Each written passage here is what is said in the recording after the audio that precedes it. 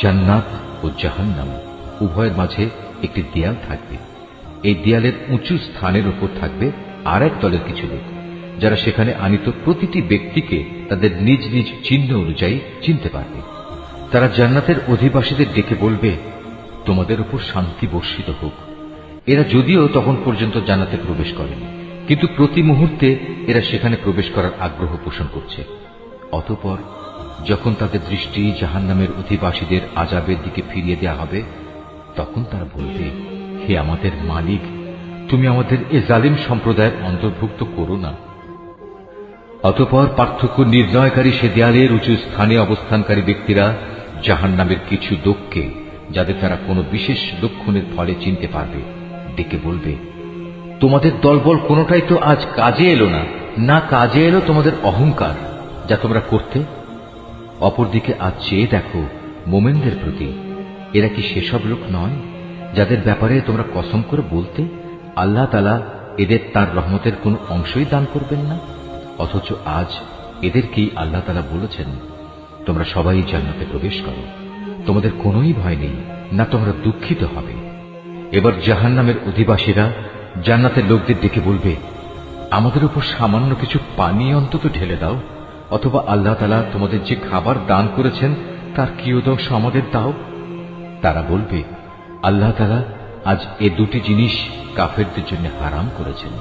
যারা দিনকে খেল তামাশায় পরিণত করে রেখেছিল এবং পার্থিব জীবন তাদের প্রতারণার জালে আটকে রেখেছিল, তাদের আজ আমি ঠিক সেভাবেই ভুলে যাব যেভাবে তারা আমার সামনাসামনি হওয়ার এই দিনটিকে ভুলে গেছে এবং আমার আয়াতসমূহ অস্বীকার করেছে। আমি তাদের কাছে এমন একটি কিতাব পৌঁছে দিয়েছিলাম যা আমি বিশদ জ্ঞান দ্বারা সমৃদ্ধ করে বর্ণনা করেছি। যারা এর উপর ঈমান আনবে, এ কিতাব হবে তাদের জন্য সুস্পষ্ট হেদায়েত ও রহমত। এরা কি চূড়ান্ত কোন পরিণামের জন্য অপেক্ষা করছে, যেদিন সত্যি সত্যি সে পরিণাম তাদের কাছে আসবে? সেদিন যারা ইতিপূর্বে এ দিনটিকে ভুলে গিয়েছিল, তারা বলবে, অবশ্যই আমাদের মালিকের পক্ষ থেকে আমাদের রাসূলরা এদিনের সত্য প্রতিশ্রুতি নিয়েই এসেছিল। আমাদের জন্য আজ কোন সুপারিশকারী কি আছে যারা আমাদের পক্ষে আল্লাহর কাছে কিছু বলবে? অথবা এমন কি হবে যে আমাদের পুনরায় দুনিয়ায় ফিরিয়ে দেয়া হবে, যাতে আমরা সেখানে গিয়ে ভিন্ন ধরনের কিছু করে আসতে পারি যা আমরা আগে কখনো করিনি? মূলত এরাই হচ্ছে সেসব লোক যারা নিজেরা নিজেদের ক্ষতি সাধন করেছে এবং দুনিয়ায় তারা যা কিছু মিথ্যা রচনা করত তাও তাদের কাছ থেকে আজ হারিয়ে গেছে। অবশ্যই তোমাদের মালিক আল্লাহ তাআলা, যিনি 6 দিনে আসমান সমূহ ও জমিন সৃষ্টি করেছেন, অতঃপর তিনি আরশের উপর অধিষ্ঠিত হন। তিনি রাতের আবরণকে দিনের উপর ছেয়ে দেন যেন তা একে অন্যকে দ্রুত গতিতে অনুসরণ করে। তিনি সৃষ্টি করেছেন সূরজ, চাঁদ ও তারাসমূহ। মূলত এর সব কটিকেই আল্লাহ তাআলার বিধানের অধীনে করে রাখা হয়েছে। জেনে রেখো, সৃষ্টি যেহেতু তাঁর, সুতরাং এর উপর ক্ষমতাও চলবে একমাত্র তাঁর। সৃষ্টিকুলের মালিক আল্লাহ তাআলা অত্যন্ত দয়ালু ও বরকতময়। অতএব তোমরা একান্ত বিনয়ের সাথে ও চুপিসারে শুধু তোমাদের মালিক আল্লাহ তাআলাকেই ডাকো। অবশ্যই তিনি তাঁর রাজত্বে যারা বাড়াবাড়ি করে তাদের পছন্দ করেন না। আল্লাহর জমিনে একবার তাঁর শান্তি স্থাপনের পর তাতে তোমরা বিপর্যয় সৃষ্টি করো না। তোমরা ভয় ও আশা নিয়ে একমাত্র আল্লাহ তাআলাকেই ডাকো। অবশ্যই আল্লাহর রহমত নেক লোকদের অতি নিকটে রয়েছে।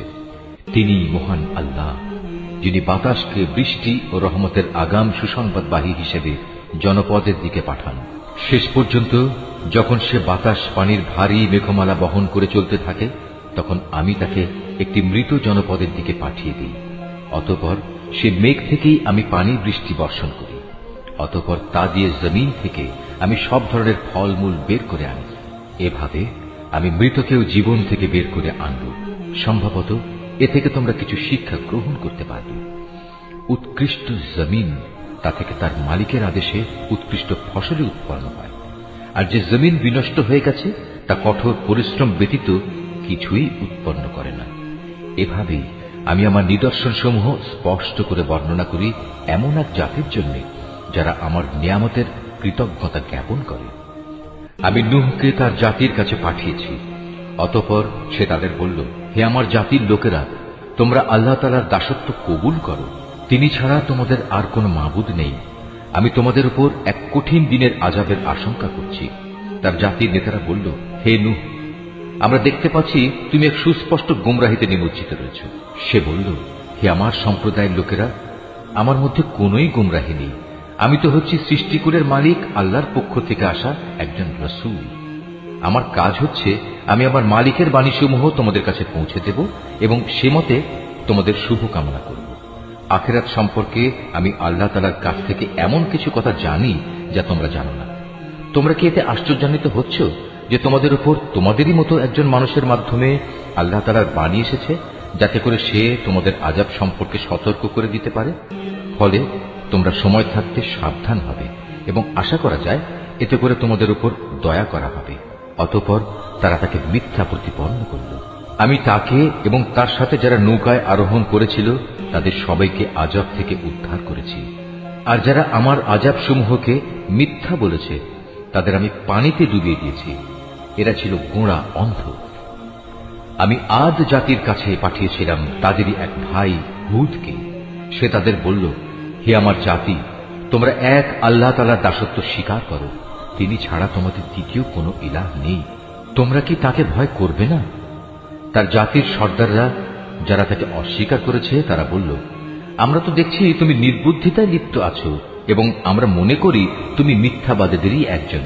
সে বলল, হে আমার সম্প্রদায়ের লোকেরা, আমার সাথে কোন রকম নির্বুদ্ধিতা জড়িত নেই, বরং আমি হচ্ছি সৃষ্টিকুলের মালিক আল্লাহ তাআলার পক্ষ থেকে আগত একজন রাসূল। আমার দায়িত্ব হচ্ছে আমি আমার মালিকের কাছ থেকে আসা বাণীসমূহ তোমাদের কাছে পৌঁছে দেব। আমি তোমাদের একজন বিশ্বস্ত শুভাকাঙ্ক্ষী। তোমরা কি এটা দেখে বিস্মিত হচ্ছ যে তোমাদের কাছে তোমাদেরই মতো একজন মানুষের মাধ্যমে তোমাদের মালিকের কাছ থেকে তোমাদের আযাবের ভয় দেখানোর জন্য সুস্পষ্ট বাণী এসেছে? স্মরণ করো কিভাবে আল্লাহ তাআলা তোমাদের নূহের পর এই জমিনের খলিফা বানিয়েছেন এবং অন্যান্য সৃষ্টির চাইতে তিনি তোমাদের বেশি ক্ষমতা দান করেছেন। অতএব হে আমার জাতি, তোমরা আল্লাহ তাআলার অনুগ্রহগুলো স্মরণ করো। আশা করা যায় তোমরা সাফল্য অর্জন করতে পারবে। তারা হুদকে বলল, তুমি কি আমাদের কাছে এজন্যই এসেছ যে আমরা কেবল এক আল্লাহর ইবাদত করব এবং আমাদের পূর্বপুরুষরা যাদের বন্দিগি করেছে তাদের একেবারে বাদ দিয়ে দেব? এটাই যদি হয় তাহলে নিয়ে এসো আমাদের কাছে সে আযাব যার ব্যাপারে তুমি আমাদের এত ভয় দেখাচ্ছ, যদি তুমি সত্যবাদী হও। সে বলল, তোমাদের উপর তোমাদের মালিকের পক্ষ থেকে আযাব ও ক্রোধ তো নির্ধারিত হয়েই আছে। তোমরা কি আমার সাথে সেই মিথ্যা মাবুদের নামগুলোর ব্যাপারে বিতর্কে লিপ্ত হতে চাও, যা তোমরা এবং তোমাদের বাপ দাদারা এমনি এমনি রেখে দিয়েছ, যার ব্যাপারে আল্লাহ তাআলা কোন রকম সনদ নাজিল করেননি? অতএব তোমরা অপেক্ষা করো, আমিও তোমাদের সাথে অপেক্ষা করতে থাকব। অতঃপর যখন আযাব এলো তখন আমি তাকে এবং তার সাথে যেসব ঈমানদার ব্যক্তি ছিল তাদের আমার রহমত দ্বারা আযাব থেকে বাঁচিয়ে দিলাম। আর যারা আমার আয়াতসমূহকে অস্বীকার করেছে আমি তাদের নির্মূল করে দিলাম। এরা তো আসলে ঈমানদারই ছিল না। সামুদ জাতির কাছে আমি পাঠিয়েছিলাম তাদেরই এক ভাই সালেহকে। সে এসে বলল, হে আমার জাতি, তোমরা এক আল্লাহ তাআলার বন্দেগী করো। তিনি ছাড়া তোমাদের আর কোনো ইলাহ নেই। তোমাদের কাছে তোমাদের মালিকের কাছ থেকে সুস্পষ্ট প্রমাণ এসে হাজির হয়েছে, আর তোমাদের জন্য এ হচ্ছে আল্লাহর উষ্ট্রি। একে তোমরা ছেড়ে দাও যেন তা আল্লাহ তাআলার জমিনে বিচরণ করে খেতে পারে। তোমরা তাকে কোনো খারাপ মতলবে স্পর্শ করো না, তাহলে আল্লাহর পক্ষ থেকে কঠোর আযাব এসে তোমাদের পাকড়াও করবে। স্মরণ করো যখন আল্লাহ তাআলা আদ জাতির পর তোমাদের দুনিয়ার খলিফা বানিয়েছিলেন এবং আল্লাহ তাআলার জমিনে তিনি তোমাদের প্রতিষ্ঠা দান করেছেন, যার ফলে তোমরা এর সমতল ভূমি থেকে মাটি নিয়ে তা দিয়ে প্রাসাদ বানাচ্ছ, আর পাহাড়ের গা কেটে কেটে নিজেদের ঘরবাড়ি তৈরি করতে পারছ। অতএব তোমরা আল্লাহ তাআলার এসব জ্ঞান ও প্রকৌশল সংক্রান্ত নিয়ামত স্মরণ করো এবং কোনো অবস্থায় আল্লাহ তাআলার জমিনে বিপর্যয় ঘটিও না। তার জাতির সেসব নেতৃস্থানীয় লোক যারা নিজেদের গৌরবের বড়াই করে বেড়াত, অপেক্ষাকৃত দুর্বল শ্রেণীর লোকদের যারা তাদের মধ্যে থেকে তার উপর ঈমান এনেছে, বলল, তোমরা কি সত্যি জানো সালেহ আল্লাহ তাআলার পাঠানো একজন রাসূল? তারা বলল, হ্যাঁ, তার উপর যে বাণী পাঠানো হয়েছে আমরা তা বিশ্বাস করি। অতঃপর সে অহংকারী লোকেরা বলল, তোমরা যা কিছুতে বিশ্বাস করো আমরা তা অস্বীকার করি।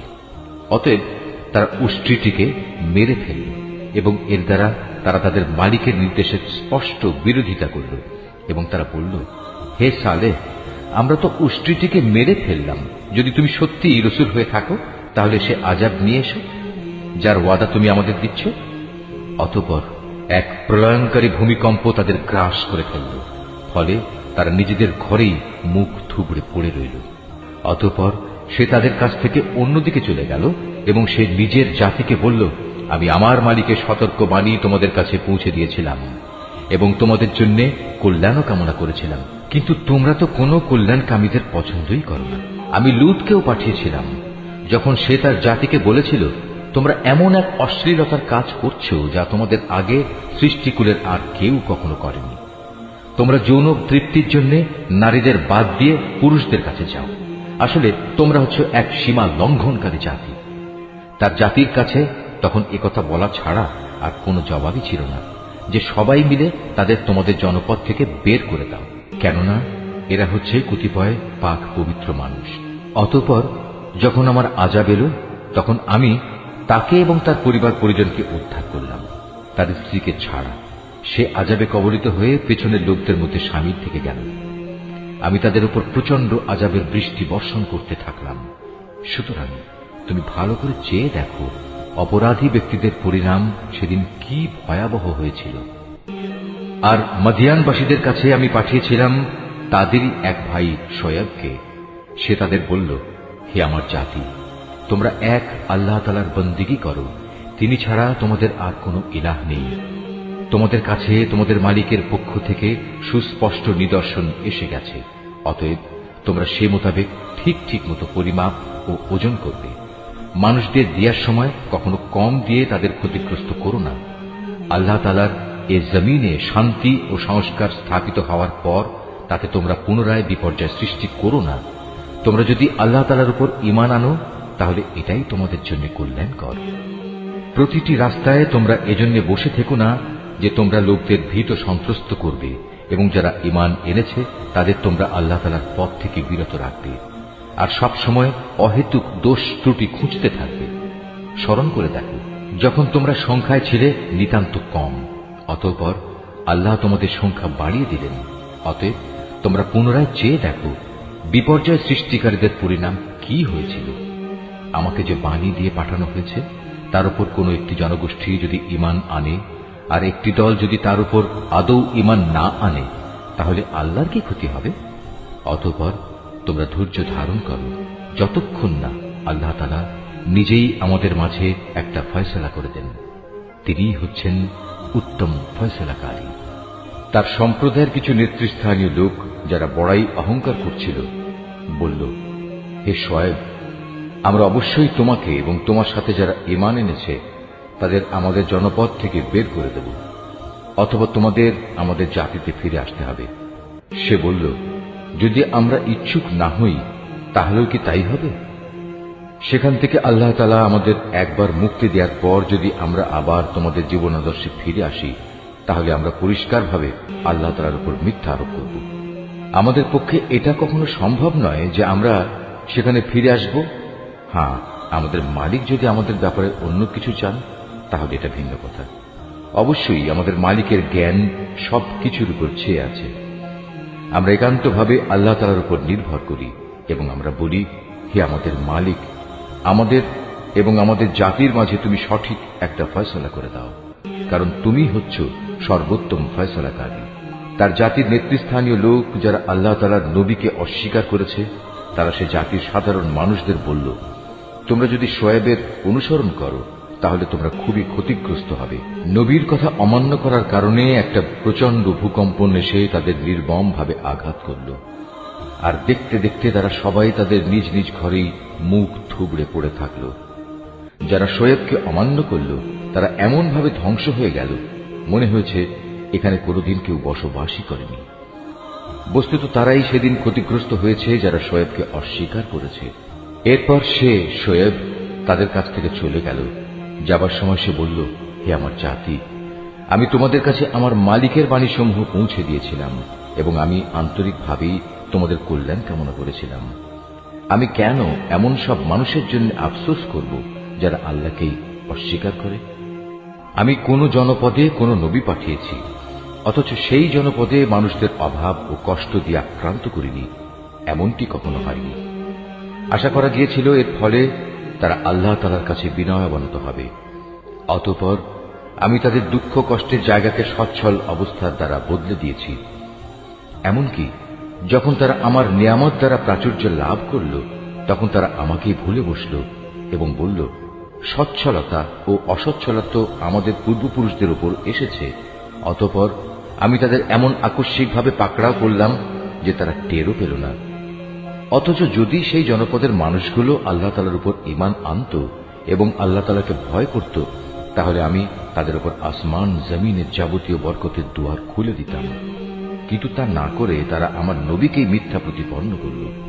সুতরাং তাদের কর্মকাণ্ডের জন্য আমি তাদের ভীষণভাবে পাকড়াও করলাম। এ লোকালয়ের মানুষগুলো কি এতই নির্ভয় হয়ে গেছে, তারা মনে করে নিয়েছে আমার আযাব নিঝুম রাতে তাদের কাছে আসবে না, যখন তারা গভীর ঘুমে বিভোর হয়ে থাকবে? অথবা তারা কি নির্ভয় হয়ে ধরে নিয়েছে যে আমার আযাব তাদের উপর মধ্যদিনে এসে পড়বে না, যখন তারা খেল তামাশায় মত্ত থাকবে? কিংবা তারা কি আল্লাহ তাআলার কলা কৌশল থেকেও নির্ভয় হয়ে গেছে? অথচ আল্লাহ তাআলার কলা কৌশল থেকে ক্ষতিগ্রস্ত জাতি ছাড়া অন্য কেউই নিশ্চিন্ত হতে পারে না। আগের লোকদের চলে যাওয়ার পর তাদের জায়গায় যারা পরে দুনিয়ার উত্তরাধিকারী হয়েছে, তাদের কি এ বিষয়টি কখনো হেদায়েতের পথ দেখায় না যে আমি ইচ্ছা করলে যে কোনো সময় তাদের অপরাধের জন্য তাদের পাকড়াও করতে পারি এবং এমন ভাবে তাদের দিলের উপর মোহর মেরে দিতে পারি যে তারা সত্যের ডাক শুনতেই পাবে না। এই যে জনপদ সমূহ, যাদের কিছু কিছু কাহিনী আমি তোমাকে শোনাচ্ছি, তাদের কাছে আমার সুস্পষ্ট প্রমাণ নিয়ে রাসূলরা এসেছিল, কিন্তু তারা যে বিষয়টি এর আগে অস্বীকার করেছিল তার উপর ঈমান আনল না। আর এভাবেই আল্লাহ তাআলা অবিশ্বাসী কাফেরদের অন্তরে মোহর মেরে দেন। আমি এদের বেশি সংখ্যক মানুষকেই আমার সাথে সম্পাদিত প্রতিশ্রুতি পালনকারী হিসেবে পাইনি, বরং এদের অধিকাংশকেই আমি বড় বড় অপরাধে অপরাধী পেয়েছি। এদের ধ্বংসের পর আমি মূসাকে আমার সুস্পষ্ট নিদর্শন সমূহ দিয়ে ফেরাউন ও তার পরিষদ বর্গের কাছে পাঠিয়েছি, কিন্তু তারাও আমার হেদায়েতের সাথে বাড়াবাড়ি করেছে। আজ তুমি দেখে নাও আমার জমিনে বিপর্যয় সৃষ্টিকারীদের পরিণাম কি হয়েছে। মূসা বলল, হে ফেরাউন, আমি অবশ্যই সৃষ্টিকুলের মালিকের পক্ষ থেকে পাঠানো একজন রাসূল। এটা নিশ্চিত আমি আল্লাহ তাআলা সম্পর্কে সত্য ছাড়া অন্য কিছু বলবো না। আমি অবশ্যই তোমাদের মালিকের পক্ষ থেকে সুস্পষ্ট নিদর্শন নিয়ে এসেছি। অতএব তুমি বনী ইসরায়েলদের মুক্তি দিয়ে আমার সাথে যেতে দাও। ফেরাউন বলল, তুমি যদি সত্যি তেমন কোন নিদর্শন এনে থাকো এবং তুমি যদি তোমার দাবিতে সত্যবাদী হও, তাহলে তার সামনে নিয়ে এসো। অতঃপর সে তার হাতের লাঠিটি মাটিতে নিক্ষেপ করল, সাথে সাথেই তার প্রকাশ্য একটি অজগরে পরিণত হয়ে গেল। অতঃপর সে বুগল থেকে তার হাত বের করল, সাথে সাথে তা উৎসাহী দর্শকদের জন্য চমকাতে লাগল। অবস্থা দেখে ফেরাউনের জাতির প্রধান ব্যক্তিরা বলল, হে তো দেখছি আসলেই একজন সুদক্ষ জাদুকর। আসলে এ ব্যক্তি তোমাদের সবাইকে তোমাদের নিজেদের দেশ থেকেই বের করে দিতে চায়। এ পরিস্থিতিতে তোমরা কি করবে ভাবছ? অতঃপর তারা ফেরাউনকে বলল, আপাতত তাকে এবং তার ভাইকে কিছুদিনের জন্য এমনি থাকতে দাও এবং এ সুযোগে তোমরা শহরে বন্দরে সরকারি সংগ্রাহক পাঠিয়ে দাও, যেন তারা দেশের সকল দক্ষ জাদুকরদের অবিলম্বে তোমার কাছে এনে হাজির করে। সিদ্ধান্ত মোতাবেক জাদুকররা যখন ফেরাউনের কাছে এলো, তখন তারা বলল, আমরা যদি আজ মূসার মোকাবেলায় বিজয়ী হই, তবে আমাদের জন্য পুরস্কারের ব্যবস্থা থাকবে তো? সে বলল, হ্যাঁ, তা তো অবশ্যই। তোমরাই হবে দরবারের ঘনিষ্ঠতম ব্যক্তিদের অন্যতম। অতঃপর তারা তাদের জাদুর বাণ নিক্ষেপ করে মানুষদের দৃষ্টি শক্তির ওপর জাদু করে ফেলল। এতে করে তারা মানুষদের ভীত আতঙ্কিত করে তুলল। তারা সেদিন সত্যি সত্যিই বড় জাদুমন্ত্র নিয়ে হাজির হয়েছিল। অতঃপর আমি মূসার কাছে ওহী পাঠালাম এবং তাকে বললাম, এবার তুমি জমিনে তোমার লাঠিটি নিক্ষেপ করো। নিক্ষিপ্ত হবার সাথে সাথেই তা জাদুকরদের অলিক বানোয়াটগুলোকে গ্রাস করে ফেলল। অতঃপর সত্য প্রতিষ্ঠিত হয়ে গেল, আর তারা যা কিছু বানিয়ে এনেছিল তা মিথ্যা প্রতিপন্ন হল। সেখানে তারা সবাই পরাভূত হল এবং তারা লাঞ্ছিত হয়ে ফিরে গেল। অতঃপর সত্যের সামনে জাদুকরদের অবনত করে দেয়া হল। তারা সবাই সমস্বরে বলে উঠল, আমরা সৃষ্টিকুলের মালিকের উপর ঈমান আনলাম, যিনি মুসা ও হারুনের মালিক। ঘটনার এই আকস্মিক মোড় পরিবর্তন দেখে ফেরাউন বলল, এ কি, আমি তোমাদের কোন রকম অনুমতি দেওয়ার আগেই তোমরা তার উপর ঈমান আনলে? আসলে আমি বুঝতে পারলাম এ ছিল তোমাদের নিশ্চিত একটা ষড়যন্ত্র।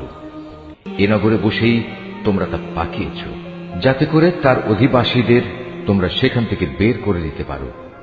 অচিরেই তোমরা এই বিদ্রোহের পরিণাম জানতে পারবে। আমি তোমাদের একদিকের হাত ও অন্যদিকের পাগুলো কেটে ফেলব, এরপর আমি তোমাদের সবাইকে শুলে চড়াবো। তারা বলল, আমরা তো একদিন আমাদের মালিকের কাছে ফিরে যাবই, তাই আমরা তোমার শাস্তির পরোয়া করি না। তুমি আমাদের কাছ থেকে এই কারণেই এই প্রতিশোধ নিচ্ছ যে আমাদের মালিকের নিদর্শন সমূহ যা তার কাছ থেকে আমাদের কাছে এসে পৌঁছেছে, আমরা তার উপর ঈমান এনেছি। আমরা আল্লাহ তাআলার কাছে প্রার্থনা করি, হে আমাদের মালিক, তুমি আমাদের ধৈর্য ধারণ করার ক্ষমতা দাও এবং তোমার অনুগত বান্দা হিসেবে তুমি আমাদের মৃত্যু দিও। ফেরাউনের জাতির সর্দাররা তাকে বলল, তুমি কি মুসা ও তার দলবলকে এই জমিনে বিপর্যয় সৃষ্টি করার জন্য এমনিই ছেড়ে দিয়ে রাখবে এবং তারা তোমাকে ও তোমার দেবতাদের এভাবে বর্জন করেই চলবে? সে বলল, না, তা কখনো হবে না। আমি অচিরেই তাদের ছেলেদের হত্যা করে ফেলব এবং তাদের মেয়েদের আমি জীবিত রাখব। নিঃসন্দেহে আমি তাদের উপর বিপুল ক্ষমতায় ক্ষমতাবান। মুসা এবার তার জাতিকে বলল, তোমরা আল্লাহর কাছে সাহায্য চাও এবং ধৈর্য ধারণ করো। মনে রেখো, অবশ্যই এই জমিন হচ্ছে আল্লাহ তাআলা। তিনি নিজ বান্দাদের মাঝে যাকে চান তাকেই এই জমিনের ক্ষমতা দান করেন। চূড়ান্ত সাফল্য তাদের জন্যই যারা আল্লাহ তাআলাকে ভয় করে। তারা মুসাকে বলল, তুমি আমাদের কাছে নবী হয়ে আসার আগেও আমরা নির্যাতিত হয়েছিলাম, আর এখন তুমি আমাদের কাছে আসার পরও আমরা একইভাবে নির্যাতিত হচ্ছি। এর কি কোনো শেষ হবে না? মুসা বলল, হ্যাঁ হবে। খুব তাড়াতাড়ি সম্ভবত তোমাদের মালিক তোমাদের শত্রুকে ধ্বংস করে দেবেন এবং এই দুনিয়ায় তিনি তোমাদের তার স্থলাভিষিক্ত করবেন। অতঃপর আল্লাহ তাআলা দেখবেন তোমরা কি করো। ক্রমাগত বেশ কয়েক বছর ধরে আমি ফেরাউনের লোকজনদের দুর্ভিক্ষ ও ফসলের স্বল্পতা দিয়ে আক্রান্ত করে রেখেছিলাম। সম্ভবত তারা কিছুটা হলেও বুঝতে পারবে। যখন তাদের উপর ভালো সময় আসত তখন তারা বলতো, এ তো ছিল আমাদের নিজেদেরই পাওনা। আবার যখন দুঃসময় তাদের পেয়ে বসত তখন নিজেদের দুর্ভাগ্যের ভার তারা মুসা এবং তার সঙ্গী সাথীদের উপরই আরোপ করত। হ্যাঁ, তাদের দুর্ভাগ্যের যাবতীয় বিষয় তো আল্লাহ তাআলার হাতেই রয়েছে, কিন্তু তাদের অধিকাংশ লোকই এ সম্পর্কে অবহিত নয়। তারা মুসাকে আরো বলল, আমাদের উপর জাদুর প্রভাব বিস্তার করার জন্য তুমি যত নিদর্শনই নিয়ে আসো না কেন, আমরা কখনো তোমার উপর ঈমান আনব না। এই ধৃষ্টতার জন্য অতঃপর আমি তাদের উপর ঝড় তুফান দিলাম, পঙ্গপাল পাঠালাম, উকুন ছড়ালাম, ব্যাঙ ছেড়ে দিলাম ও রক্তপাতজনিত বিপর্যয় নাজিল করলাম।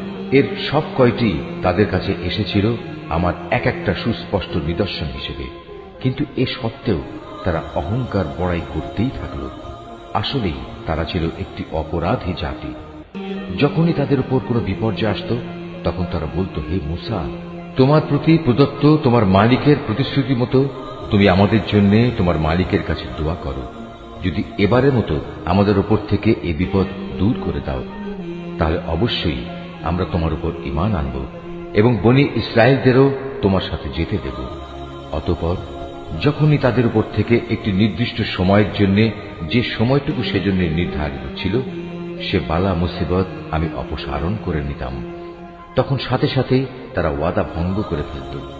অতঃপর আমি তাদের কাছ থেকে প্রতিশোধ নিলাম, তাদের আমি অতল সাগরে ডুবিয়ে দিলাম, কেননা তারা আমার নিদর্শন সমূহকে মিথ্যা প্রতিপন্ন করেছিল এবং আমার এ শাস্তি থেকে তারা উদাসীন হয়ে গিয়েছিল। এবার আমি তাদের সত্যি সত্যি ক্ষমতার আসনে বসিয়ে দিলাম। এতদিন যাদের দুর্বল করে রাখা হয়েছিল তাদের আমি এ রাজ্যের পূর্ব পশ্চিম সহ সব কয়টি প্রান্তের অধিকারী বানিয়ে দিলাম, যাতে আমি আমার প্রভূত কল্যাণ ছড়িয়ে দিয়েছি। এভাবেই বনী ইসরায়েলের উপর প্রদত্ত তোমার মালিকের প্রতিশ্রুতির সেই কল্যাণ বাণী সত্যে পরিণত হল, কেননা তারা ধৈর্য ধারণ করেছিল। ফেরাউন ও তার জাতির যাবতীয় শিল্পকর্ম ও উঁচু প্রাসাদ যা তারা নির্মাণ করেছিল আমি সবকিছুই ধ্বংস করে দিলাম। ফেরাউনকে ডুবিয়ে দিয়ে আমি বনী ইসরায়েলদের সমুদ্র পার করে দিয়েছি। অতঃপর সমুদ্রের এপারে তারা এমন একটি জাতির কাছে এসে পৌঁছল যারা সব সময় তাদের মূর্তিকে পূজা দেওয়ার জন্য বসে থাকত। এদের দেখে বনী ইসরায়েলের লোকেরা বলল, হে মূসা, তুমি আমাদের জন্য এ ধরনের একটি দেবতা বানিয়ে দাও যেমন এদের দেবতা রয়েছে। একথা শুনে সে তাদের বলল, তোমরা হচ্ছ আসলেই এক মূর্খ জাতি। এ লোকেরা যেসব কাজে লিপ্ত রয়েছে তা একদিন ধ্বংস করে দেয়া হবে এবং এরা যা করছে তাও সম্পূর্ণ বাতিল বলে গণ্য হবে। মূসা আরো বলল, আমি কি তোমাদের জন্য আল্লাহ তাআলাকে বাদ দিয়ে অন্য একজন মাবুদ তালাশ করতে যাব? অথচ এই আল্লাহ তাআলাই তোমাদের দুনিয়ার সবকিছুর উপর শ্রেষ্ঠত্ব প্রদান করেছেন। তাছাড়া তোমাদের সে সময়ের কথা স্মরণ করা উচিত যখন আমি তোমাদের ফেরাউনের লোকজনদের কাছ থেকে মুক্ত করেছিলাম। তারা তোমাদের মর্মান্তিক শাস্তি দিত, তারা তোমাদের পুত্র সন্তানদের হত্যা করত আর তোমাদের মেয়েদের তারা জীবিত ছেড়ে দিত। এতে তোমাদের জন্য তোমাদের পরওয়ারদিগারের পক্ষ থেকে এক মহা পরীক্ষা নিহিত ছিল। মূসাকে আমার কাছে ডাকার জন্য আমি 30টি রাত নির্ধারণ করে দিয়েছিলাম, পরে তাতে আরো 10 মিলিয়ে তাকে পূর্ণ করেছি। এভাবেই তার জন্য তার মালিকের নির্ধারিত সময় 40 রাতের মেয়াদ পূর্ণ হয়ে গেল। যাত্রার প্রাক্কালে মূসা তার ভাই হারুনকে বলল, আমার অবর্তমানে আমার লোকদের মাঝে তুমি আমার প্রতিনিধিত্ব করবে, তাদের প্রয়োজনীয় সংশোধনও করবে, কখনো বিশৃঙ্খলা সৃষ্টিকারীদের কথা মতো চলবে না। যখন মূসা আমার সাক্ষাতের জন্য নির্ধারিত স্থানে এসে পৌঁছল এবং তার মালিক তার সাথে কথা বললেন, তখন সে বলল, হে আমার মালিক, আমাকে তোমার কুদরত দেখাও, আমি তোমাকে দেখব। তিনি বললেন, না, তুমি কখনো আমাকে দেখতে পাবে না। তুমি বরং অনতি দূরের পাহাড়টির দিকে তাকিয়ে দেখো, যদি আমার নূর দেখার পর পাহাড়টি স্বস্থানে স্থির হয়ে দাঁড়িয়ে থাকতে পারে তাহলে তুমি অবশ্যই সেখানে আমায় দেখতে পাবে। অতঃপর যখন তার মালিক পাহাড়ের উপর স্বীয় জ্যোতি নিক্ষেপ করলেন, তখন তা পাহাড়কে চূর্ণ বিচূর্ণ করে দিল। সাথে সাথেই মূসা বেহুশ হয়ে গেল। পরে যখন সে সংজ্ঞা ফিরে পেল, তখন সে বলল, মহাপবিত্রতা তোমার, হে আল্লাহ, আমি তোমার কাছে তওবা করছি আর তোমার উপর ঈমান আনায়নকারীদের মধ্যে আমি হতে চাই প্রথম। আল্লাহ তাআলা বললেন, হে মূসা, আমি মানুষের মাঝ থেকে তোমাকে আমার নবুয়ত ও আমার সাথে বাক্যালাপের মর্যাদা দিয়ে বাছাই করে নিয়েছি। অতএব আমি তোমাকে হেদায়েতের যা কিছু বাণী দিয়েছি তা নিষ্ঠার সাথে গ্রহণ করো এবং এজন্য তুমি আমার কৃতজ্ঞতা আদায় করো। এই ফলকের মধ্যে আমি তার জন্য সর্ববিষয়ের উপদেশমালা ও সবকিছুর বিস্তারিত বিবরণ লিখে দিলাম। অতএব একে শক্ত করে আঁকড়ে ধরো এবং তোমার জাতির লোকদের বলো তারা যেন এর উৎকৃষ্ট অংশ গ্রহণ করে। অচিরেই আমি তোমাদের সেসব ধ্বংসপ্রাপ্ত বিদ্রোহীদের আস্তানা দেখাব। অচিরেই আমি সেসব মানুষদের দৃষ্টি আমার এসব নিদর্শন থেকে ভিন্ন দিকে ফিরিয়ে দেব যারা পৃথিবীতে অন্যায়ভাবে বাহাদুরি করে বেড়ায়। আসলে এই লোকেরা যদি অতীত ধ্বংসাবশেষের সব কয়টি চিহ্ন দেখতে পায় তবু তারা তার উপর ঈমান আনবে না। যদি তারা সঠিক পথ দেখতেও পায় তবু তারা পথকে পথ বলে গ্রহণ করবে না। যদি এর কোথাও কোনো বাঁকা পথ তারা দেখতে পায় তাহলে তাকেই অনুসরণযোগ্য পথ হিসেবে গ্রহণ করবে। এটা এ কারণে যে তারা আমার আয়াতসমূহকে মিথ্যা সাব্যস্ত করেছে আর এই আযাব থেকেও তারা ছিল উদাসীন। যারা আমার আয়াতসমূহ ও পরকালে আমার সামনাসামনি হওয়ার বিষয়কে অস্বীকার করবে তাদের সব কার্যকলাপই বিনষ্ট হয়ে যাবে আর তারা এই দুনিয়ায় যা কিছু করবে তাদের তেমনি প্রতিফল দেয়া হবে। মূসার জাতির লোকেরা তার তুর পর্বতে গমনের পর নিজেদের অলংকার দিয়ে একটি গোবাছুর বানিয়ে দিল। তা ছিল জীবনবিহীন একটি দেহ, যার আওয়াজ ছিল শুধু গরুর হাম্বারম। এ লোকেরা কি দেখতে পায় না যে সে দেহটি তাদের সাথে কোনো কথা বলে না, না সেটি তাদের কোনো পথের দিশা দেয়? কিন্তু এ সত্ত্বেও তারা সেটিকে মাবুদ বলে গ্রহণ করল। তারা ছিল আসলেই জালেম। অতঃপর যখন তারা অনুতপ্ত হল এবং নিজেরা এটা দেখতে পেল যে তারা আসলেই গুমরা হয়ে গেছে, তখন তারা বলল, আমাদের মালিক যদি আমাদের উপর দয়া না করেন এবং গোবাছুরকে মাবুদ বানানোর জন্য যদি তিনি আমাদের ক্ষমা না করেন তাহলে আমরা নিশ্চিত ধ্বংস হয়ে যাব। কিছুদিন পর মূসা যখন ক্রুদ্ধ ও ক্ষুব্ধ হয়ে নিজের লোকজনদের কাছে ফিরে এলো, তখন সে এসব কথা শুনে বলল, আমার তুর পর্বতে যাওয়ার পর তোমরা কি জঘন্য কাজই না করেছ? তোমরা কি তোমাদের মালিকের কাছ থেকে কোনো পরিষ্কার আদেশ আসার আগেই তোমাদের মালিকের আদেশের ব্যাপারে তাড়াহুড়া শুরু করলে? রাগে ক্ষোভে সে ফলকগুলো ফেলে দিল এবং তার ভাইয়ের মাথার চুল ধরে তাকে নিজের দিকে টেনে আনল। মুসাকে লক্ষ্য করে সে বলল, হে আমার মায়ের ছেলে সহোদর ভাই, এ জাতির লোকগুলো আমাকে দুর্বল করে দিতে চেয়েছিল।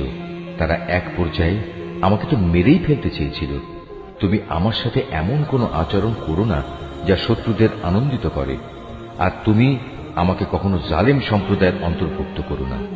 সে মুসা বলল, হে আমার মালিক, আমাকে ও আমার ভাইকে তুমি মাফ করে দাও এবং তুমি আমাদের তোমার রহমতের মধ্যে দাখিল করে নাও। তুমি সবচেয়ে বড় দয়াবান। আল্লাহ তাআলা মুসাকে বললেন, হ্যাঁ, যেসব লোক গরুর বাছুরকে মাবুদ বানিয়েছে, অচিরেই তাদের উপর তাদের মালিকের পক্ষ থেকে গজব আসবে, আর দুনিয়ার জীবনেও তাদের উপর আসবে অপমান এবং লাঞ্ছনা। আল্লাহ তাআলার নামে মিথ্যা কথা রটনাকারীদের আমি এভাবেই শাস্তি দিয়ে থাকি। যেসব লোক অন্যায় কাজ করেছে, এরপর তারা তওবা করেছে এবং যথাযথ ঈমান এনেছে, নিশ্চয়ই এই যথার্থ তওবার পর তোমার মালিক ক্ষমাশীল ও পরম দয়ালু হিসেবে তাদের সাথে আচরণ করবেন। পরে যখন মুসার ক্রোধ কিছুটা প্রশমিত হল, তখন সে তাওরাতের ফলকগুলো তুলে নিল। তার পাতায় হেদায়েত ও রহমত সম্বলিত কথাবার্তা লিখিত ছিল এমন সব লোকের জন্য যারা তাদের মালিককে ভয় করে। মুসা তার সম্প্রদায়ের মধ্যে থেকে এবার ৭০ জন লোককে আমার প্রতিশ্রুতির সময়ে সমবেত হবার জন্য বাছাই করে নিল। তখন এক প্রচন্ড ভূকম্পন এসে তাদের আক্রমণ করল। মুসা বলল, হে আমার মালিক, তুমি চাইলে তাদের সবাইকে ও আমাকে আগেই ধ্বংস করে দিতে পারতে। আজ আমাদের মধ্যেকার কয়েকটি নির্বোধ মানুষ যে আচরণ করেছে, তার জন্য তুমি কি আমাদের সবাইকে ধ্বংস করে দেবে? অথচ এ ব্যাপারটা তোমার একটা পরীক্ষা ছাড়া আর কিছুই নয়। এ পরীক্ষা দিয়ে যাকে চাও তাকে তুমি বিপদগামী করো, আবার যাকে চাও তাকে সঠিক পথও তো দেখাও।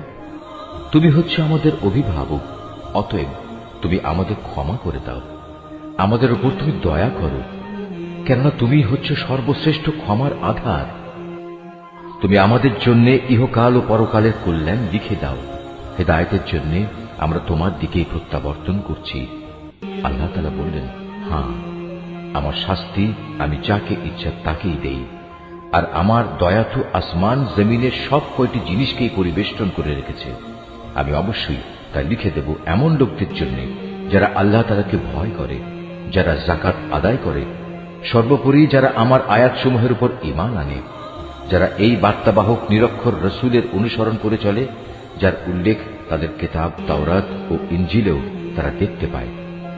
যে নবী তাদের ভালো কাজের আদেশ দেয়, মন্দ কাজ থেকে বিরত রাখে, যে তাদের জন্য যাবতীয় পাক জিনিসকে হালাল ও নাপাক জিনিসসমূহকে তাদের উপর হারাম ঘোষণা করে, তাদের ঘাট থেকে মানুষের গোলামির যে বোঝা ছিল তা সে নামিয়ে দেয়, এবং মানুষের চাপানো যেসব বন্ধন তাদের গলার উপর ঝুলানো ছিল তা সে খুলে ফেলে।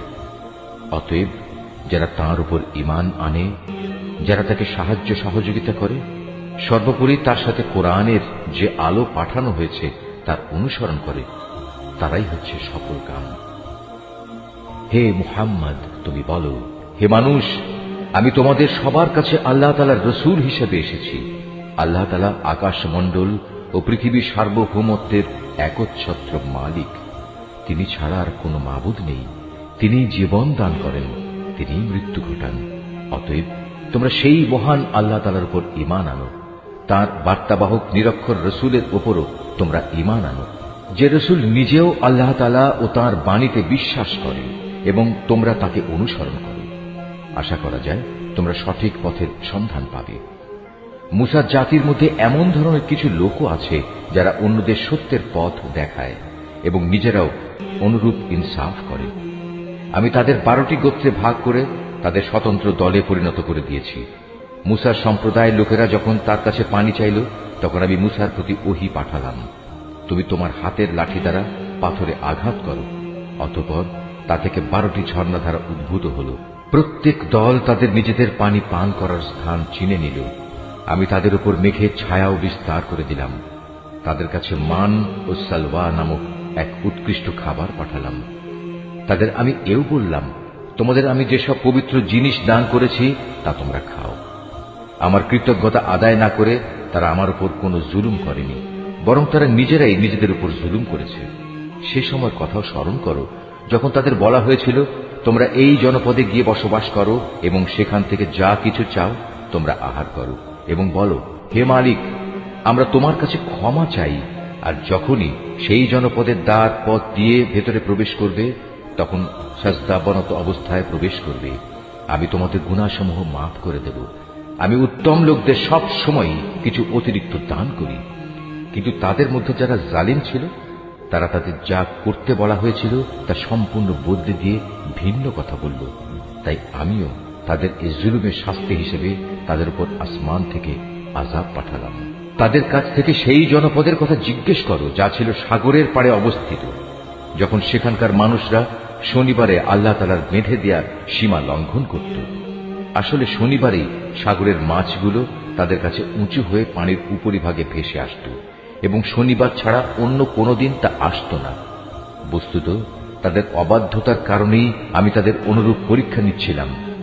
আরো স্মরণ করো যখন তাদের একদল লোক এও বলছিল, তোমরা এমন একটি দলকে কেন উপদেশ দিতে যাচ্ছ যাদের আল্লাহ তাআলা ধ্বংস করতে যাচ্ছেন, অথবা গুনাহের জন্য আল্লাহ তাআলা যাদের কঠোর শাস্তি দিতে যাচ্ছেন। তারা বলল, এটা হচ্ছে তোমাদের মালিকের দরবারে নিজেদের একটা ওজর পেশ করা যে আমরা উপদেশ দিয়েছি এবং হতে পারে তারা এর ফলে সাবধান হবে। অতঃপর যা তাদের বারবার স্মরণ করানো হচ্ছিল তা তারা সম্পূর্ণ ভুলে গেল। তখন আমি সে দল থেকে এমন লোকদের উদ্ধার করলাম যারা নিজেরা গুনাহের কাজ থেকে বেঁচে থাকত, আর কঠিন শাস্তি দিয়ে পাকড়াও করলাম তাদের যারা জুলুম করেছে। তাদের নিজেদের গুনার জন্য আমি তাদের আযাব দিয়েছিলাম। তাদের যেসব ঘৃণিত কাজ থেকে নিষেধ করা হয়েছিল, যখন তারা তা ধৃষ্টতার সাথে করে যাচ্ছিল তখন আমি তাদের বললাম, এবার তোমরা সবাই লাঞ্ছিত বানর হয়ে যাও। স্মরণ করো যখন তোমার মালিক ইহুদিদের উদ্দেশ্যে ঘোষণা দিলেন, তিনি কিয়ামত পর্যন্ত এ জাতির উপর এমন লোকদের শক্তিধর করে পাঠাতে থাকবেন যারা তাদের নিকৃষ্ট ধরনের শাস্তি দিতে থাকবে। একথা নিশ্চিত, তোমার মালিক যেমন সত্য শাস্তি দান করেন তেমনি তিনি ক্ষমাশীল ও পরম দয়ালু। আমি তাদের দলে দলে বিভক্ত করে জমিনে ছড়িয়ে দিয়েছি। তাদের মধ্যে কিছু নেককার মানুষ ছিল, আবার তাদের কিছু ছিল এর চাইতে ভিন্ন ধরনের। ভালো মন্দ উভয় অবস্থার সম্মুখীন করে আমি তাদের পরীক্ষা দিয়েছি এ আশায় যে হয়তো তারা কখনো হেদায়েতের পথে প্রত্যাবর্তন করবে। কিন্তু তাদের অযোগ্য উত্তরসূরিরা একের পর এক এই জমিনে তুচ্ছ উত্তরাধিকারী হল। তারা স্বাভাবিকভাবে আল্লাহ তাআলার কিতাবেরও উত্তরাধিকারী হয়ে পড়ে। তারা এই দুনিয়ার ধন সম্পদ করায়ত্ত করে নেয়। অপরদিকে মূর্খের মতো বলতে থাকে, আমাদের শেষ বিচারের দিন মাফ করে দেয়া হবে। কিন্তু অর্জিত সম্পদের অনুরূপ সম্পদ যদি তাদের কাছে এসে পড়ে তারা সাথে সাথেই তা হস্তগত করে নেয়। অথচ তাদের কাছ থেকে আল্লাহ তাআলার কিতাবের এ প্রতিশ্রুতি কি নেওয়া হয়নি যে তারা আল্লাহ তাআলা সম্বন্ধে সত্য ছাড়া কিছু বলবে না? আল্লাহ তাআলার সেই কিতাবে যা আছে তা তো তারা নিজেরা বহুবার অধ্যয়নও করেছে। আর পরকালীন আবাস, যারা আল্লাহকে ভয় করে তাদের জন্য তো তাই হচ্ছে উত্তম নিবাস। তোমরা কি এ বিষয়টি অনুধাবন করো না? অপরদিকে যারা আল্লাহর কিতাবকে কঠোরভাবে আঁকড়ে ধরে এবং নামাজ প্রতিষ্ঠা করে তারা যেন জেনে রাখে, আমি কখনো সংশোধনকারীদের বিনিময় নষ্ট করি না। যখন আমি তাদের মাথার উপর পাহাড়কে উঁচু করে রেখেছিলাম মনে হচ্ছিল তা যেন একটি ছায়া। তারা তো ধরেই নিয়েছিল তা বুঝি এখনই তাদের উপর পড়ে যাবে। আমি তাদের বললাম, তোমাদের আমি হেদায়েত সম্বলিত যে কিতাব দিয়েছি তা কঠোরভাবে আঁকড়ে ধরো এবং তাতে যা কিছু আছে তা বারবার স্মরণ করো। এর ফলে আশা করা যায় তোমরা বেঁচে থাকতে পারবে। তোমরা স্মরণ করো যখন তোমাদের মালিক আদম সন্তানের পৃষ্ঠদেশ থেকে তাদের পরবর্তী সন্তান সন্ততিদের বের করে এনেছেন এবং তাদের নিজেদের ওপর এ মর্মে আনুগত্যের স্বীকারোক্তি আদায় করেছেন যে আমি কি তোমাদের মালিক নই? তারা সবাই বলল, নিশ্চয়ই, আমরা সাক্ষ্য দিলাম। এর উদ্দেশ্য ছিল যেন কিয়ামতের দিন তোমরা একথা বলতে না পারো, আমরা তো এ বিষয়ে অনবহিত ছিলাম। কিংবা একথা যেন না বলো যে আল্লাহর সাথে শিরক তো আমাদের বাপদাদারা আগে করেছে আর আমরা তো ছিলাম তাদের পরবর্তী বংশধর। বাতিলপন্থীদের কার্যক্রমের জন্য কি তুমি আমাদের ধ্বংস করবে? এভাবেই আমি অতীতের দৃষ্টান্তসমূহ তাদের কাছে খোলাখুলি বর্ণনা করি এ আশায় যে এরা সোজা পথে ফিরে আসবে। হে মুহাম্মদ, তুমি তাদের কাছে এমন একটি মানুষের কাহিনী পড়ে শোনাও যার কাছে আমি নবীর মাধ্যমে আমার আয়াতসমূহ নাযিল করেছিলাম, কিন্তু সে পরে আমার আয়াত থেকে বিচ্যুত হয়ে পড়ে। অতঃপর শয়তান তার পিছু নেয় এবং সে সম্পূর্ণ গোমরাহ লোকদের দলভুক্ত হয়ে পড়ে। অথচ আমি চাইলে তাকে এই আয়াতসমূহ দ্বারা উচ্চ মর্যাদা দান করতে পারতাম, কিন্তু সে তো ঊর্ধ্বমুখী আসমানের বদলে নিম্নমুখী জমিনের প্রতি আসক্ত হয়ে পড়ে এবং পার্থিব কামনা বাসনার অনুসরণ করে। অতঃপর তার উদাহরণ হচ্ছে কুকুরের উদাহরণের মতো।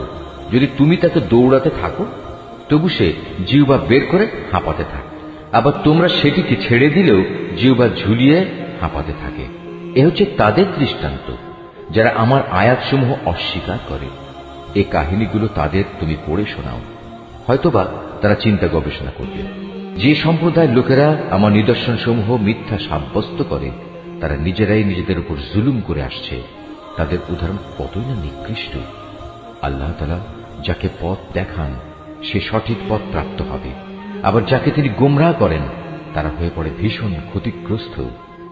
বস্তুত বহু সংখ্যক মানুষ ও জিন আছে যাদের আমি জাহান্নামের জন্য পয়দা করেছি। তাদের কাছে যদিও বোঝার মতো দিল আছে, কিন্তু তা দিয়ে তারা চিন্তা করে না। তাদের কাছে দেখার মতো চোখ থাকলেও তারা তা দিয়ে সত্য দেখে না।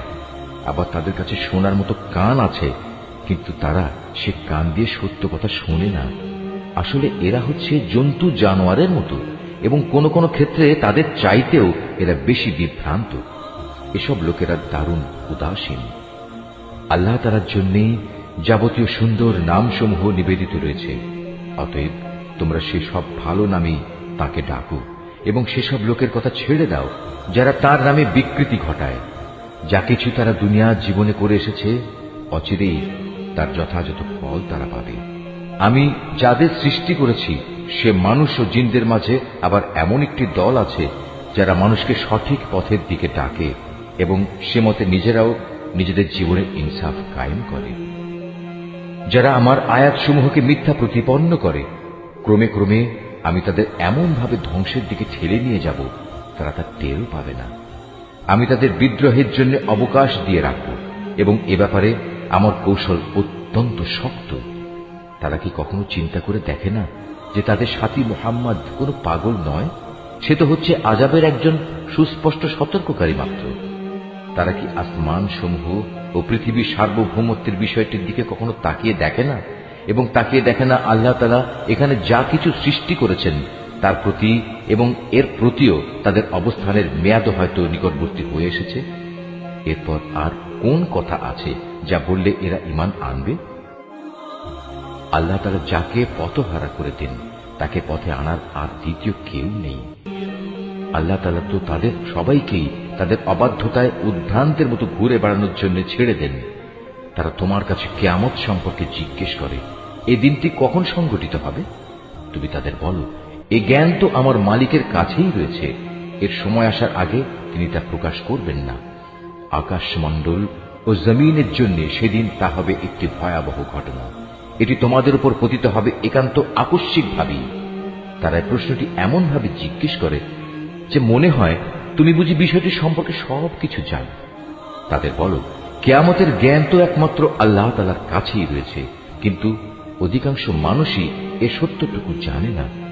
তুমি আরো বলো, আমার নিজের ভালো মন্দর মালিকও তো আমি নই, তবে আল্লাহ তাআলা যা চান তাই হয়।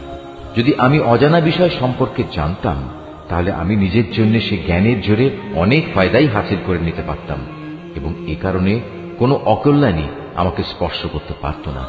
আমি তো শুধু একজন নবী, জাহান্নামের সতর্ককারী ও জান্নাতের সুসংবাদবাহী মাত্র, শুধু সে জাতির জন্য যারা আমার উপর ঈমান আনে। তিনিই সেই আল্লাহ তাআলা যিনি তোমাদের একটি প্রাণ থেকে পয়দা করেছেন এবং পরবর্তী পর্যায়ে তার থেকে তিনি তার জুড়ি বানিয়েছেন, যেন তার জুড়ির কাছে গিয়ে সে পরম শান্তি লাভ করতে পারে। অতঃপর যখন পুরুষ সাথীটি তার মহিলা সাথীটিকে দৈহিক প্রয়োজনের জন্য ঢেকে দিল, তখন মহিলা সাথীটি এক লঘু গর্ভ ধারণ করল এবং প্রথম দিকে সে এ নিয়েই চলাফেরা করল। পরে যখন সে গর্ভের কারণে ওজনে ভারী হয়ে এলো, তখন তারা পুরুষ মহিলা উভয়ই তাদের মালিককে ডেকে বলল, হে আল্লাহ তাআলা, যদি তুমি আমাদের একটি সুস্থ ও পূর্ণাঙ্গ সন্তান দান করো তাহলে আমরা অবশ্যই তোমার কৃতজ্ঞতা আদায় করব।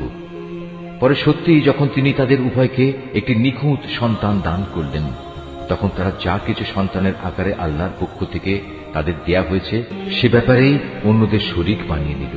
আল্লাহ তাআলা তাদের শরীক বানানো থেকে অনেক পবিত্র। এরা কি আল্লাহ তাআলার সাথে এমন কিছুকে শরীক মনে করে যারা কিছুই সৃষ্টি করতে পারে না, বরং তাদের নিজেদেরই সৃষ্টি করা হয়। তারা তাদের কাউকে কোন রকম সাহায্য করতে সক্ষম নয় এবং তারা নিজেদেরও কোন রকম সাহায্য করতে পারে না। তোমরা যদি এই মূর্খ লোকদের হেদায়েতের পথের দিকে আহ্বান করো, তারা তোমাদের কথা শুনবে না। তাই তোমরা তাদের হেদায়েতের পথে ডাকো কিংবা চুপ করে থাকো, উভয়টাই তোমাদের জন্য সমান কথা। আল্লাহ তাআলাকে বাদ দিয়ে তোমরা যাদের সাহায্যের জন্য ডাকো, তারা তো তোমাদের মতোই কতিপয় বান্দা। তোমরা তাদের ডেকেই দেখো না। তোমরা তোমাদের দাবিতে সত্যবাদী হলে তাদের উচিত তোমাদের ডাকে সাড়া দেয়া। তাদের কি কোনো পা আছে যার উপর ভর দিয়ে তারা চলতে পারে? অথবা তাদের কি কোনো ক্ষমতাধর হাত আছে যা দিয়ে তারা সবকিছু ধরতে পারে? কিংবা তাদের কোনো চোখ আছে যা দিয়ে তারা সবকিছু দেখতে পারে? কিংবা আছে তাদের কোনো কান যা দিয়ে তারা শুনতে পারে? তুমি বলো, তোমরা ডাকো তোমাদের শরীকদের, এরপর তোমরা আমার বিরুদ্ধে ষড়যন্ত্র করো। ষড়যন্ত্র করার সময় আমাকে কোনো অবকাশও দিও না। তুমি তাদের বলো, নিশ্চয়ই আমার অভিভাবক হচ্ছেন একমাত্র আল্লাহ, যিনি কিতাব নাজিল করেছেন। তিনি হামেশাই ভালো লোকদের অভিভাবকত্ব করেন। আল্লাহ তাআলাকে বাদ দিয়ে যাদের তোমরা ডাকো, তারা তোমাদের কোন রকম সাহায্য করতে সক্ষম নয়, এমনকি তারা নিজেদেরও কোন রকম সাহায্য করতে পারে না। তোমরা যদি কখনো তাদের হেদায়েতের পথে আসার আহ্বান জানাও, তবে তারা শুনতেই পাবে না। কথা বলার সময় যদিও তুমি দেখছো তারা তোমার দিকেই চেয়ে আছে, কিন্তু এরা সত্য দেখতেই পায় না। হে মুহাম্মদ, এদের সাথে তুমি ক্ষমার নীতি অবলম্বন করো, নেক কাজের আদেশ দাও এবং মূর্খ লোকদের তুমি এড়িয়ে চলো। কখনো যদি শয়তানের কুমন্ত্রণা তোমাকে প্ররোচিত করে, সাথে সাথেই তুমি আল্লাহ তাআলার কাছে আশ্রয় চাও। অবশ্যই তিনি সবকিছু শোনেন এবং সবকিছু জানেন। আল্লাহ তাআলাকে যারা ভয় করে, তাদের যদি কখনো শয়তানের পক্ষ থেকে কুমন্ত্রণা স্পর্শ করে, তবে তারা সাথে সাথেই আত্মসচেতন হয়ে পড়ে। তৎক্ষণাৎ তাদের চোখ খুলে যায়। তাদের কাফের ভাই বন্ধুরা তাদের বিদ্রোহের পথেই টেনে নিয়ে যেতে চায়, অতঃপর তারা চেষ্টার কোনো ত্রুটি করে না। আবার যখন তুমি কিছুদিন তাদের কাছে কোনো আয়াত এনে হাজির না করো, তখন তারা বলে, ভালো হতো যদি তুমি নিজেই তেমন কিছু বেছে না নিতে। তুমি বলো, আমি তো তাই অনুসরণ করি যা আমার মালিকের কাছ থেকে আমার কাছে নাজিল হয়। আরে কোরআন হচ্ছে তোমাদের মালিকের কাছ থেকে নাজিল করা অন্তর্দৃষ্টি সম্পন্ন জ্ঞান। যারা ঈমান এনেছে এ কিতাব তাদের জন্য হেদায়েত ও রহমত। যখন তোমার সামনে কোরআন তেলাওয়াত করা হয়, তখন মনোযোগের সাথে তা শোনো এবং নিশ্চুপ থাকো। আশা করা যায় এর ফলে তোমাদের উপর দয়া করা হবে। হে নবী, তোমার মালিককে স্মরণ করো মনে মনে, সকাল সন্ধ্যায় সবিনয়ে এবং সশঙ্ক চিত্তে। অনুচ্চ স্বরের কথাবার্তা দিয়েও তাকে তুমি স্মরণ করো, কখনো তার স্মরণ থেকে গাফেল হয়েও না। এই আয়াতটি যিনি তেলাওয়াত করবেন এবং যিনি এই আয়াতটির তেলাওয়াত শুনবেন, তাদের সবাইকে এখানে একটি সাজদা আদায় করতে হবে। এটা ওয়াজিব। নিঃসন্দেহে যারা তোমার মালিকের একান্ত সান্নিধ্যে আছে, তারা কখনো অহংকার করে তার ইবাদত থেকে বিরত থাকে না। তারা তাঁর তাসবিহ করে এবং তার সামনে সাজদা করে।